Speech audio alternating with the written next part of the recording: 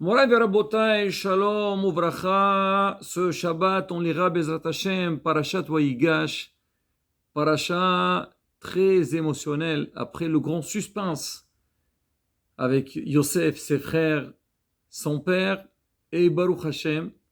Yosef, il se dévoile à ses frères et Yaakov reçoit la bonne nouvelle que Yosef est vivant.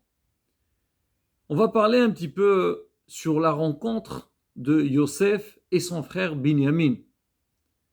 La Torah nous dit, quand Yosef il s'est dévoilé à Binyamin, alors bien sûr, ils sont tombés l'un sur l'autre. C'est marqué Binyamin, voyez Paul, il est tombé sur l'épaule, voyez Paul, l'épaule, d'accord, sur l'épaule de Yosef, et Yosef, il est tombé sur les épaules de Binyamin. Rachid sur place, il explique, il dit déjà pourquoi Yosef sur les épaules de Binyamin et Binyamin sur l'épaule de Yosef. Et pourquoi ils ont pleuré? Bon, on dit pleurer d'émotion. Mais Rachid nous dit quelque chose qui est complètement différent. Il dit que Yosef, il a pleuré parce qu'il a vu avec sa prophétie que dans la part de Binyamin, le temple, le Beth Amikdash va être détruit. Et comme il y a deux Beth Amikdash, si Dieu veut, on attend le troisième qui va arriver, ils vont être construits et détruits dans la suite. Il a pleuré sur ça. Il a eu beaucoup de peine que les deux temples ils vont être détruits. Et Binyamin, c'était pratiquement dans le même sens. Il est tombé sur l'épaule de Yosef, il a pleuré, parce que dans la part de Yosef, il va avoir un sanctuaire, un Mishkan, à Shiloh, et lui aussi, il va être détruit. Donc les deux, quelque part, ils ont pleuré sur des événements tristes qui vont se passer dans la suite. Voilà, ça c'est Rachid. Mais Rabotai, quand on entend ça, on se pose énormément de questions. La première question, c'est le moment de pleurer sur l'avenir. Maintenant, Yosef, ça fait longtemps que tu n'as pas vu ton frère Binyamin. Binyamin, vice-versa. Vous vous êtes rencontrés, allez-y, pleurez de joie. Baruch Hashem, après tout, on s'est retrouvés. La famille, elle s'est regroupée. Maintenant, on va penser des problèmes. Malheureusement, des fois, on voit des gens.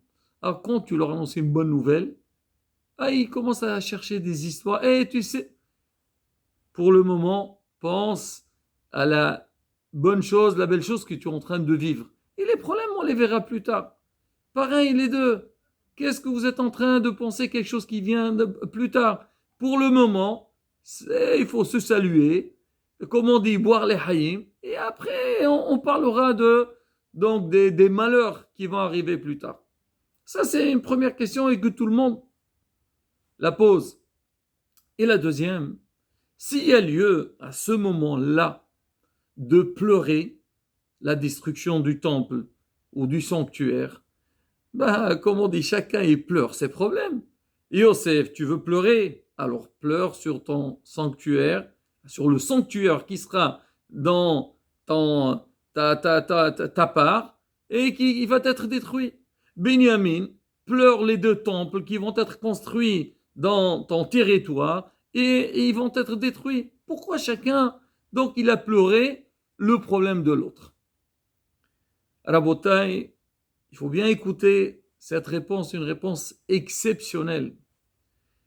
En vérité, Yosef et Binyamin, c'est vrai, ils ont pleuré sur quelque chose qui s'est passé, il va se passer plus tard. Mais ce qui a déclenché leur tristesse et leur pleurs, c'est par rapport à un problème qui s'est passé dans ce temps-là, en ce moment-là. Eux, ils savent très bien que c'est quoi la raison de la destruction du temple. Des problèmes, on va dire en général, c'est ce qu'on appelle sinat hinam. C'est la haine gratuite. On connaît tous l'histoire, malheureusement, par rapport à la destruction du temple. Yosef et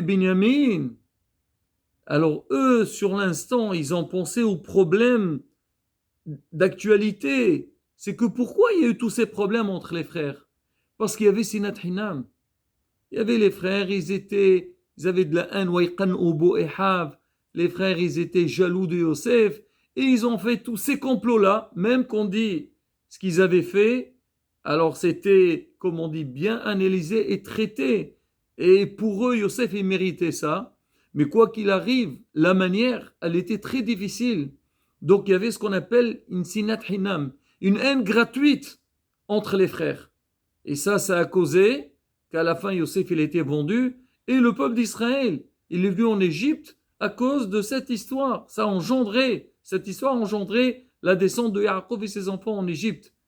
Alors ils ont dit, regardez, ce qu'on a eu maintenant, ça va être aussi la même raison plus tard. Pourquoi il va y avoir des destructions sur des endroits très importants pour le peuple d'Israël, qui est le Hanyan de Sinat Hinam.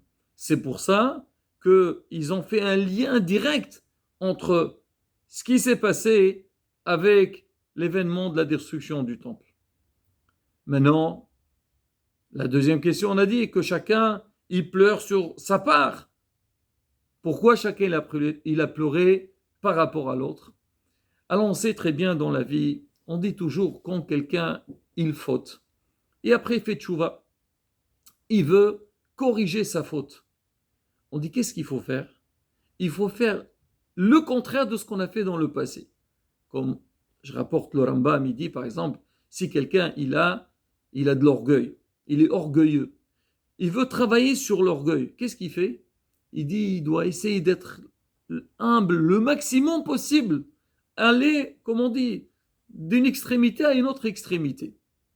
Tu as fait quelque chose de mal, tu n'as pas aidé les gens, maintenant que tu as compris, tu as fait une faute, aujourd'hui travaille, être généreux, faire comme on dit, aider les autres, celui qui a besoin, tu sois le premier à l'aider. Là, Bezrat Hashem, là tu vas inculquer en toi cette bonne mida qui va déraciner la mauvaise mida, le mauvais caractère qu'il y avait en toi. Alors maintenant on dit pareil, quelqu'un qui a sinat hinam, qui a la haine gratuite, alors comment tu dois travailler sur cette mauvaise qualité? C'est essayer de faire ahavat hinam. Aimer les autres pour rien. Tu as eu donc la haine pour les autres pour rien, ils t'ont rien fait, et tu as la haine contre eux, tu leur as fait du mal. Maintenant tu veux te corriger, alors essaye d'être bien avec les autres, même pour rien. Tu n'étais pas obligé de le faire. Mais je le fais pourquoi? Premièrement, parce qu'il faut aider les autres, mais aussi pour déraciner de moi donc ce mauvais caractère. Yosef et Binyamin, c'était exactement, ils ont eu la même réflexion. Ils ont dit, c'est quoi qui a causé les problèmes entre les frères? C'est Sinat Hinam, la haine gratuite. Plus tard, le Beth Amikdash était détruit à cause de la haine gratuite. Maintenant, on va faire une Avat Hinam. Quoi? On dit, Mishtate besa'aro shel acher. Alors moi, je m'associe dans le mal de l'autre. Toi, Yosef, tu vas avoir un sanctuaire qui va être détruit. Moi, je pleure pour cette défaite-là. Je pleure pour ce mal-là. Il ne me concerne pas ce mal. C'est vrai pour tout le collège d'Israël. Mais moi, je te montre que je suis avec toi. Yosef, pareil vis-à-vis de Binyamin. Le Beth Amikdash va être construit dans ton territoire. Il sera détruit. Et moi, je pleure cette destruction. Et c'est ça, tout le Hanyan. Le travail que chacun il doit faire. C'est essayer de sentir l'autre, aller vers l'autre. Et à partir du moment qu'on a cette bonne mida, qu'on essaie dans la vie, ne pas être égoïste.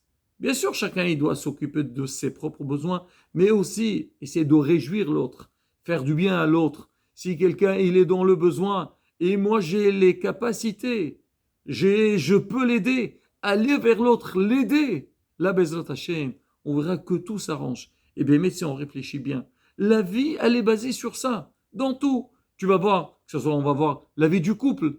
C'est vrai, chacun il a ses demandes. Mais n'oublie pas que tu vis avec quelqu'un. Cherche à le réjouir. Cherche à lui faire du bien. Et vice-versa, l'un vers l'autre. Dans le travail, il y a un patron, il y a des employés, que chacun essaie d'aller vers l'autre. Les parents avec les enfants, le professeur avec ses élèves, et ainsi de suite. Alors quand il y a donc cette ahdout, cette union, Bezrat Hashem, on arrive à tout arranger. Le Hacham, il finit avec un très beau hidouche.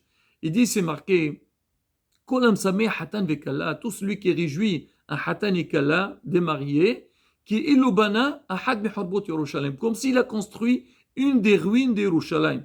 On dit quel rapport? Tu réjouis les mariés, tu me parles des ruines d'Yerushalayim, quel rapport? Alors on dit, Rabotai, il y en a qui expliquent, qui disent parce que un couple qui se marie, donc c'est quoi le but du mariage? C'est Bezat Hashem. Donc, une continuité à avoir des enfants et ainsi de suite. Et on dit que pour le Beth Amidrash, il vienne, il faut que toutes les Neshamot d'Am Israël, ils viennent sur terre. Yigal ben Yosef. Quand est-ce qu'on a la Géoula? Quand il y a encore un enfant qui vient sur terre dans l'Am Israël. Ça, c'est une explication. Mais il y a aussi notre explication exceptionnelle, Botaï. On dit réjouir le Hatan et Kala. Quand nous, on va dans un mariage, alors on va aller, on va danser avec le Hatan et la Kala, faire ceci, cela. Bon, c'est vrai, on va les réjouir parce qu'on est là dans leur mariage, mais quelque part pour nous, quel simha qu'il y a. Je suis content pour lui qui s'est marié, mais la joie, elle est plutôt pour eux, pas pour moi. Alors maintenant, quand moi je vais aller là-bas et je vais faire des efforts pour les réjouir, donc qu'est-ce que je fais? Je fais ce qu'on appelle Ahavat Hinam, aller vers l'autre, aider l'autre, le réjouir. Alors on dit quand toi tu vas le réjouir, donc tu as appris à faire ce qu'on appelle Ahavat Hinam, aimer l'autre pour rien. Et nous on a dit que quoi? Comment le Beit HaMikdash il sera construit? Il a été détruit à cause de Sinat Hinam, la haine gratuite. Il sera reconstruit avec l'amour gratuit. Et c'est pour ça, quand tu réjouis, tu viens réjouir les mariés, donc tu vas faire une joie qui n'est pas pour toi vraiment, elle est pour les autres. La Bezrat Hashem, on peut avoir l'espoir que Beit HaMikdash, il sera reconstruit Bezrat Hashem. Et Rabotai, un message exceptionnel, ils nous ont appris Yosef et Binyamin, et là, Bezrat Hashem, c'est le travail dans l'Armée Israël, qu'on travaille sur ça, Ahaval, l'amour dans l'Armée Israël, Bezrat Hashem, on aura la Géoula Shlema b'mira b'yameinu. Amen, qu'il y ait Shabbat, Shalom, on verra.